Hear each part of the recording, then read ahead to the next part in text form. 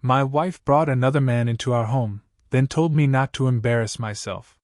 He sat on my couch, drinking my whiskey, smiling like I was the guest. My name is Ethan Cole. Her name was Olivia. His name was Ryan Blake. I came home early because a client meeting ended fast. Rain followed me through the door. Then I saw his shoes by the stairs. Not mine. Expensive. Polished. Too comfortable. Olivia stood near the fireplace in a white dress. Ryan leaned back on our leather couch. His arm rested along the top cushion. Like he had done it before. He smiled first. That told me enough. Olivia did not look scared. She looked annoyed. That hurt more. She said, "Ethan, don't make this weird." I looked at the two glasses on the table. Mine were crystal. My father gave them to me before he died. Ryan lifted one and took another sip. He was already acting like it was his. I didn't react. That's what scared them. Olivia crossed her arms and said Ryan was just a friend from work. But her lipstick was on his shirt collar. The room went quiet. Then Ryan laughed. "Relax, man." She said you were calm? Calm. That was the word she used for weak. I set my keys on the table. Slowly. Olivia watched my hands. Ryan watched my face. They both wanted a scene. They needed me loud. They needed me foolish. I gave them nothing. That was her mistake. I asked how long he had been here. Olivia rolled her eyes. "Long enough to know you ask boring questions." She laughed. He laughed too. Something cold moved through my chest. Not rage. Not yet. Control. I noticed the guest blanket folded wrong. The candle burned halfway down. The back door was unlocked. This was not a first visit. That's when I realized she wasn't hiding it anymore. She was testing how much disrespect I would swallow. Ryan stood and looked around my living room. "Nice place," he said. "Olivia has good taste." He said her name like he owned it. I looked at my wife. She did not correct him. She only smiled. That smile ended my marriage before any lawyer could. Olivia walked to Ryan and took the glass from his hand. Then she placed it back on my table, beside mine. Like the three of us belonged there. She wanted me small. Ryan wanted me gone. I could feel it in the room. Olivia said, "You should have called before coming home." I stared at her. "To my own house?" She tilted her head. "Don't start." Those two words cut deeper than the affair. She had turned betrayal into my behavior problem.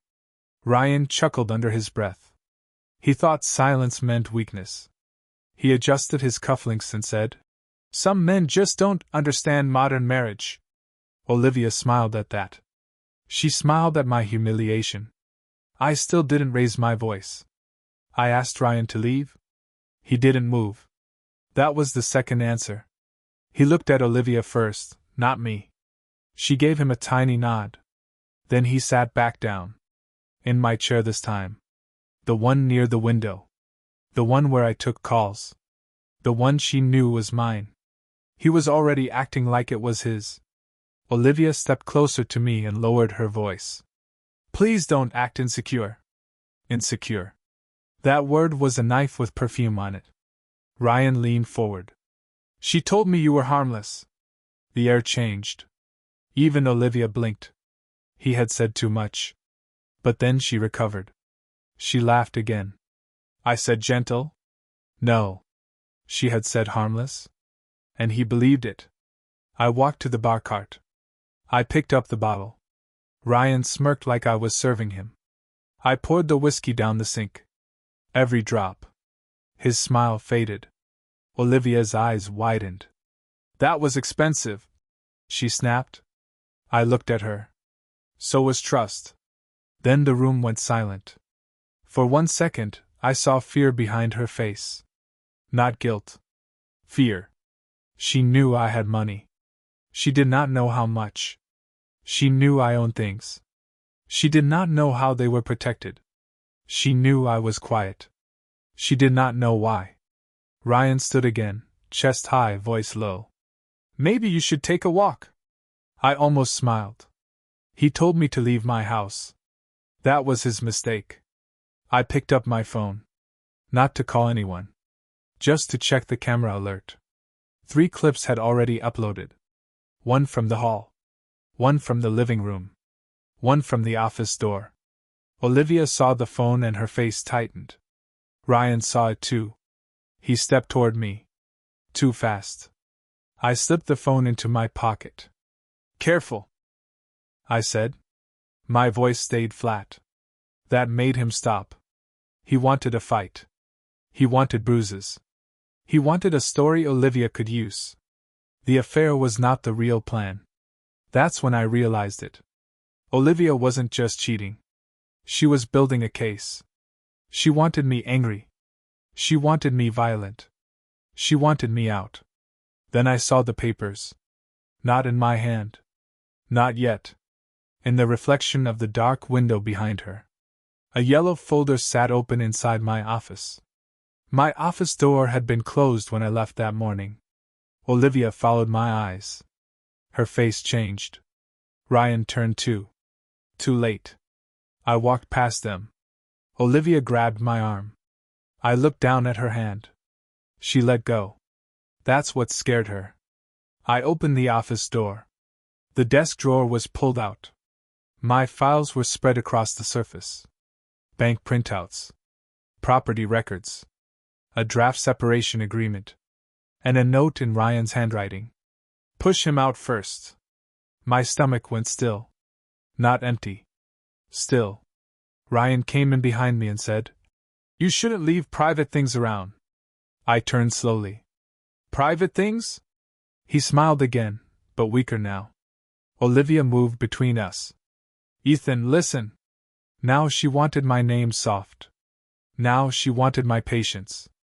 I picked up the draft agreement. It said I had abandoned the home. It said Olivia needed emergency access to marital funds. It said I was unstable. She had already written the lie. I looked at Ryan. You helped her? He shrugged. She deserved better. There it was. The hero act. The cheap kind. Olivia whispered. I was unhappy. I nodded once.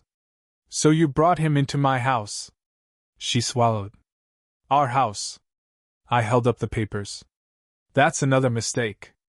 Ryan laughed, but his mouth shook. He still didn't understand. I opened the top drawer and removed a black tablet.